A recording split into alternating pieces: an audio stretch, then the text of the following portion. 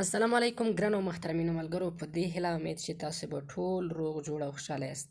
په نننۍ ویډیو کې غواړم دغه طریقه درته وښیم چې څنګه کولی شو د خپل فیسبوک آی ډي فالوور چې د زیات کړو، چې خلکو ته هم پته ولګي چې دغه آی ډي زیات فالوور لري او خلک ورته حیران شي.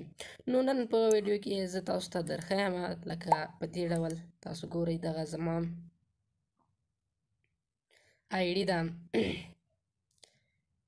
ګورئ دلته پروفایل ته ورځو، دلته ګورئ دوستانو تاسو ګورئ 1.3.334 پیپل لخوا چې ده فالو سوی. نو دا موږ څنګه کولی شو تر څو موږ ته خلک حیران شي چې دغه آی ډي ته څومره زیات فالوور لري.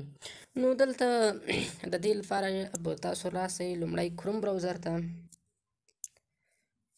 کروم براوزر کله مو چې خلاص کړ، نو دلته به تاسو ولیکئ په سرچ کې یای ټکسټ به ولیکئ. چې ولیکم دغه به بیا تاسو سرچ کړئ. نو دلته به تاسو ته دغه صفحه خلاصه سي او دلته به تاسو لومړی ویب سایټ چې ګورئ یای ټکسټ.com په دې باندې به تاسو کلیک وکړئ. کله مو چې کلیک وکړئ نو دلته دوستانو تاسو څومره فالوور چې غواړئ، مثال زه غواړم 2.32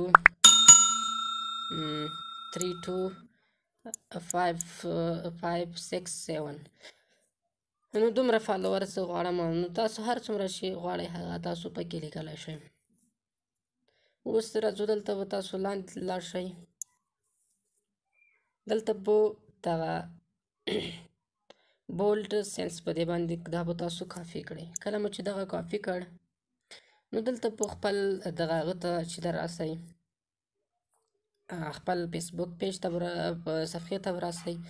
کله چې راغلی دوستانو دغه زما د فیسبوک صفحه دا هم در سره فالو کړئ تر څو نور معلومات هم تاسو دلته وګورئ. دلته کله چې راغلی دلته بیا په دې دریو ټکو باندې کلیک وکړئ. دلته بیا په دې ایډیټ پروفایل باندې به کلیک وکړئ او لاندې به راشئ. دلته بیا په د لینکس ګورئ دغلته د ایډیټ باندې به کلیک وکړئ. کله مو چې کلیک وکړ دلته بیا په دې دلته بخښئ دوستان دلته ایډیټ چینج باندې کلیک وکړئ او دلته دغه ګورو دلته ورسئ ایډ سوشل دا لومړی ایډ سوشل لینک په دې باندې به کلیک وکړئ او بیا به سلیکټ سرویس په دې باندې به کلیک وکړئ او دلته به سپیسیفای دغه تاسو انتخاب کړئ او بیا دلته ولیکئ فالوود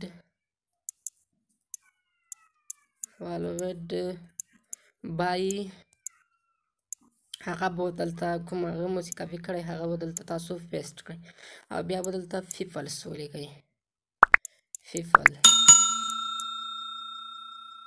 نو کله مو چې دا ولیکئ بیا به دلته تاسو دغه چینج سیو باندې به کلیک وکړئ.